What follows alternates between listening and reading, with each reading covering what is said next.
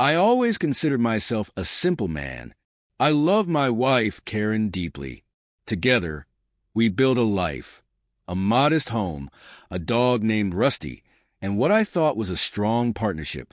But when I discovered Karen's affair, it felt like a freight train hit me. It wasn't a one-time mistake. This had been going on for years. When I confronted her, there was no remorse, no apology. Instead, she smirked and coldly said, "You've always been too naive, James. Maybe now you'll finally grow up." The real shock came when I met with a divorce lawyer.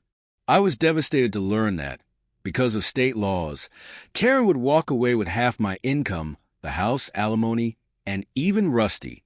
The lawyer warned me that Karen might even fight for custody of him. I'd lose everything. So I made a choice. I wasn't going to lose. For years, I had played the role of the nice guy, but that was over. If she wanted to play dirty, so could I. I spent the next several years working quietly, planning my revenge. I kept a smile on my face, bided my time, and worked on perfecting my plan. Karen didn't care much about the details of my work. I owned a small but successful software company. It was my pride and joy. But after her betrayal, I started to make some changes. I brought in a silent partner, my college buddy Dave. Over time, I transferred most of my shares to him. On paper, I became an employee of my own company with a modest salary, and my ownership looked non-existent. But behind the scenes, Dave and I had a legally binding agreement. Once the dust settled, I would buy back my shares for a small amount. Karen was especially fond of our house. She loved hosting her book club there, basking in the admiration of her friends. I made it look like I was sinking money into renovations, new roofing, landscaping, and more. In reality, I intentionally overpaid contractors who were in on the plan. The house's value on paper skyrocketed, but the quality of the work was shoddy at best. Karen's affair wasn't a secret. I knew who he was, a flashy real estate agent named Brad, who loved showing off his wealth. Over time, I subtly suggested to Karen that I might be willing to forgive her and work things out. This made her more comfortable flaunting her relationship with Brad in public. Meanwhile, I hired a private investigator to document every romantic getaway and lavish gift Brad bought her. The investigator kept meticulous records.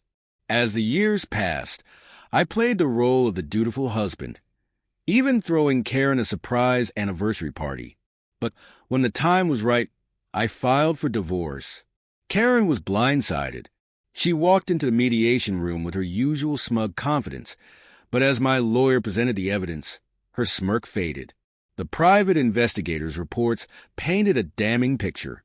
Karen and Brad had used marital funds to finance their affair, violating the terms of our prenuptial agreement.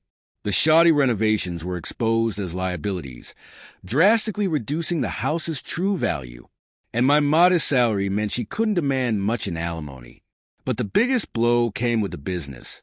Since I no longer technically owned it, there was nothing for her to take.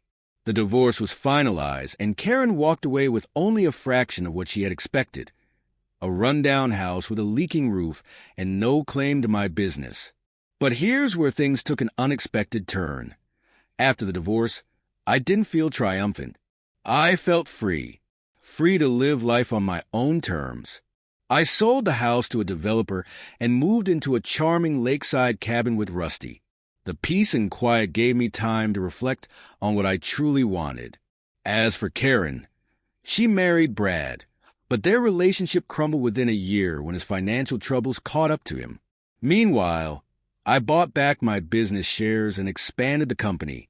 One crisp autumn morning, I met someone new. Her name was Emily. She was smart, kind, and had a laugh that could light up the darkest room. For the first time in years, I felt truly happy.